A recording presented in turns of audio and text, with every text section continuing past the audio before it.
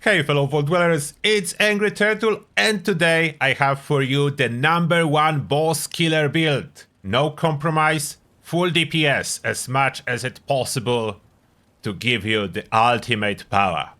It's not a beginner build, so keep that in mind. If you are a beginner, I have some guides that will help you out. As well, in this video I will not stop too long talking about perks that most players are obvious, but I will focus on the damage aspect and what we have in here. So let's start. First, the special distribution, that is before legendary perks that you can see in here, and now the legendary perks themselves. So outside of special, I have Sizzling Style, mainly helpful if you are doing events like Imposter, that is offering like a healthy amount of fire damage. So that helps. As well, Mr. Air and Falling Embers, Sizzling Style will help too. So fire resistance, taking one for the team as we are tanking enemies. So increasing the damage. Total of 20 special, but keep in mind strength is not working towards our available skill points because it's going over 15. So that's purely for more damage. That's a pure damage card. If you wonder why there is no typical melee card, which is Hack and Slash, that's because you cannot effectively use it with Auto Axe, and Auto Axe is the most powerful melee, so there is no point. About the regular perks, under Strength, all the Slugger perks, Incisor and Blocker, full damage setup. After that, Perception, we have Concentrated Fire and Fire in the Hole. Those two are needed. First one for crippling flying creatures like Scorch Beast. Second one when you do expeditions and you need to toss the Tato, so that's the reason for that. Under Endurance, we have our Tankiness, Life Giver, Iron Stomach, Natural Resistance, Solar Powered, mainly for damage during the day. As I'm saying, there is every single point of damage in here that you can get. Fireproof for extra resistance from explosions, Radical for extra damage, and Revenant for even more damage. Yes, self-revive is very easy now if you want to do it, especially on melee, therefore extra 50% of damage for 2 minutes. Perfect. Charisma, Strength in Numbers for damage, and Tenderizer for more damage. And obviously under Intelligence, even more damage from Nerd Rage. Makeshift Warrior is kind of more damage, because normally Auto Axe breaks fast enough that you will need to repair it mid-fight when you fight the boss. Therefore, with Makeshift Warrior you don't need to repair it, so there is no break in you attacking the boss, more damage overall, this way. Science perks do work to increase damage of Electrified Auto Axe, so more damage.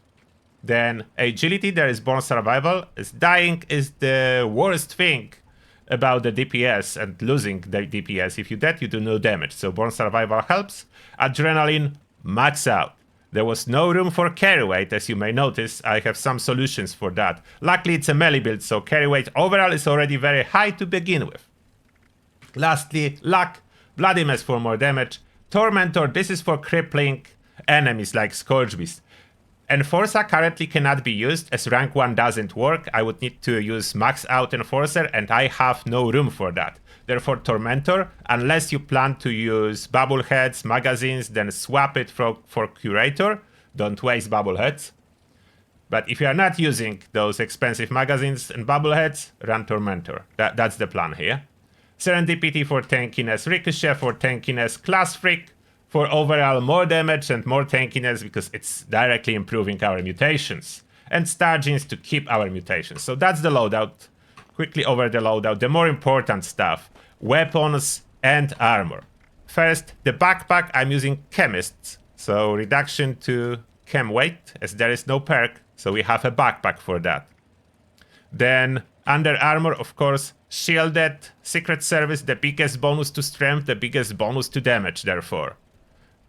Armor, for most of the possible damage, Thorn. Although, I will be honest in here and I will mention that. It does add damage, but it is, realistically, very insignificant amount comparing to what you already have with your Auto Axe. So don't need to use Thorn.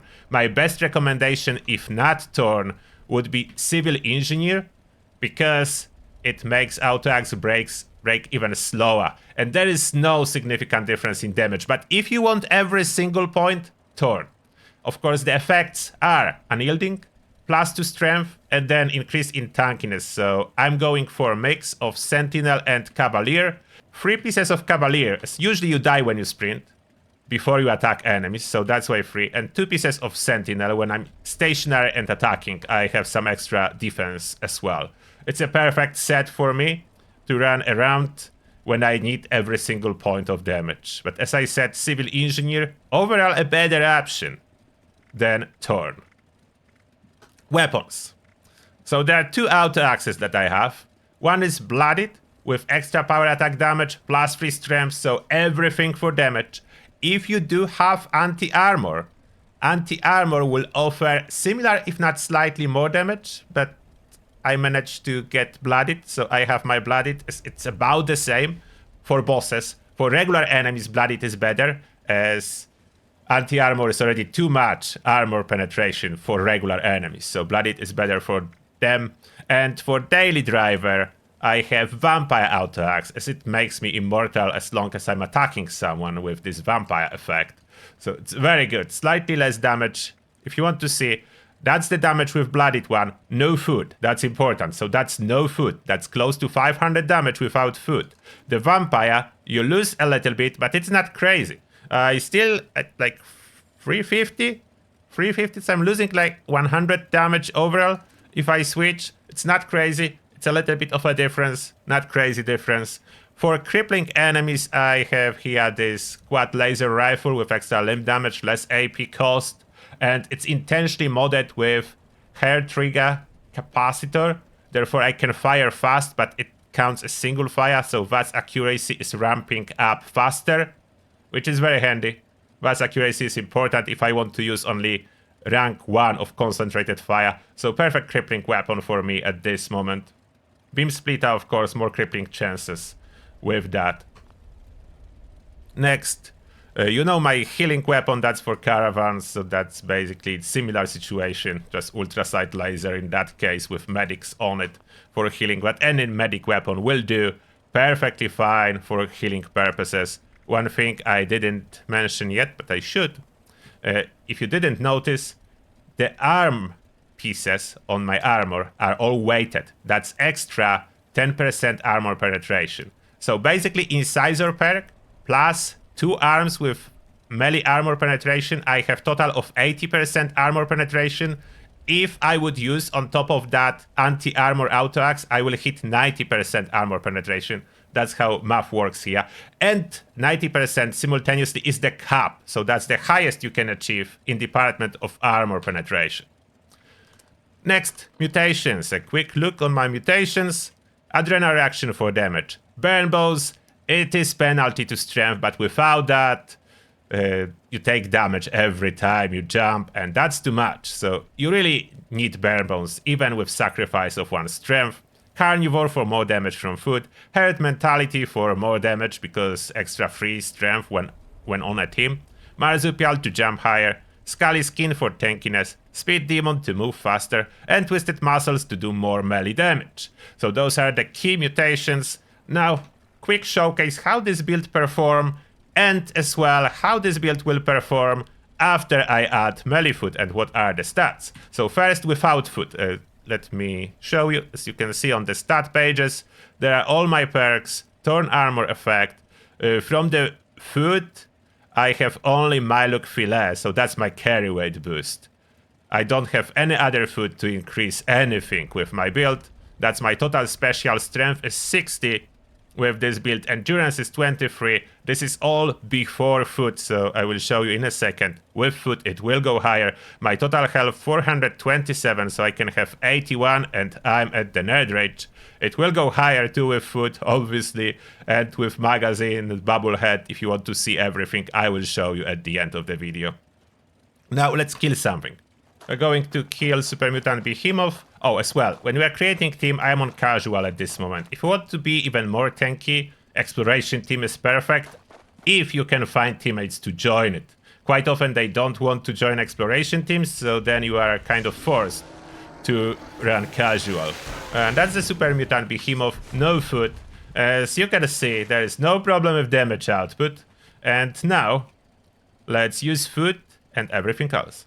So let's say I'm about to engage into some serious content, so I'm changing Tormentor to Curator so I don't waste magazine and Bubblehead in a moment.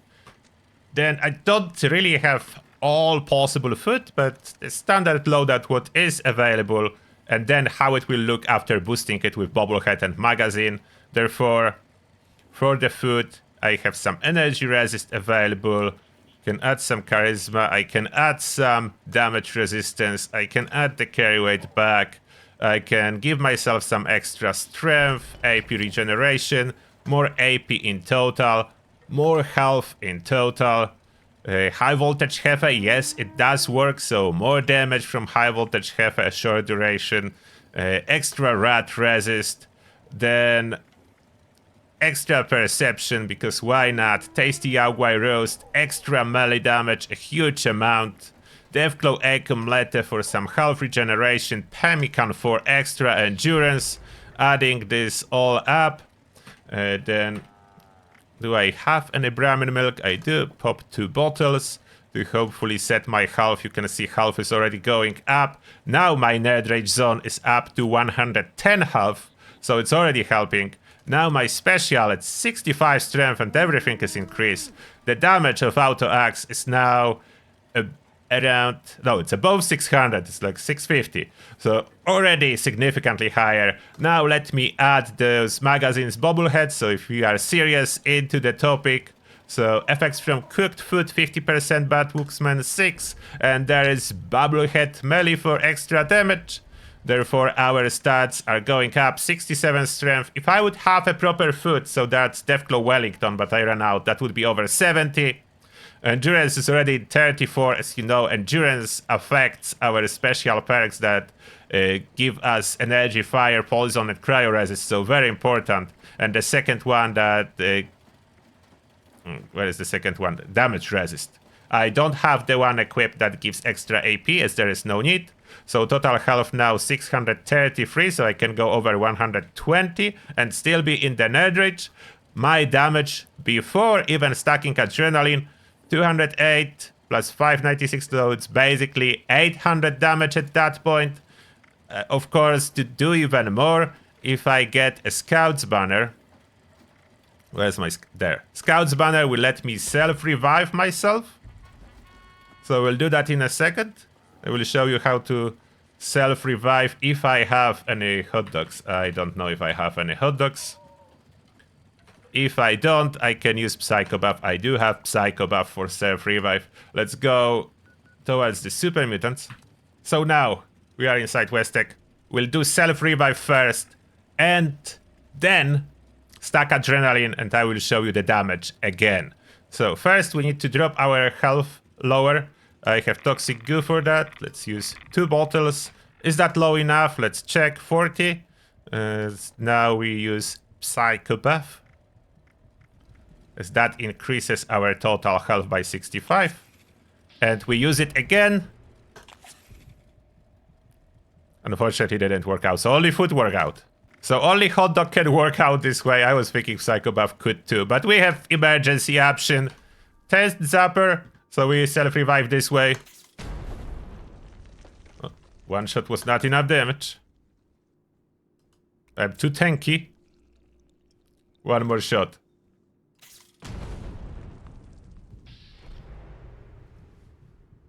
Okay. Self-revive completed. Blooded Auto Axe. We first stack Adrenaline, then I drop the health back to the Nerd Rage.